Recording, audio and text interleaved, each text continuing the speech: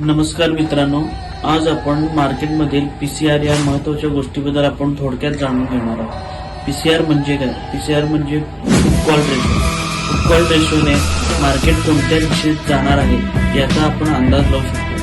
PCR हा कसा काढला जातो? पीसीआर हा total put OI divided by call OI. OI म्हणजे ओपन इंटरेस्ट, जो आपल्याला एनएससीच्या वेबसाईटवर आपण पाहू शकता। मार्केट ड्युरिंगच्या वेळेला आपण एनएससीच्या वेबसाईटला टोटल ओआय हा आपल्याला पाहायला मिळतो।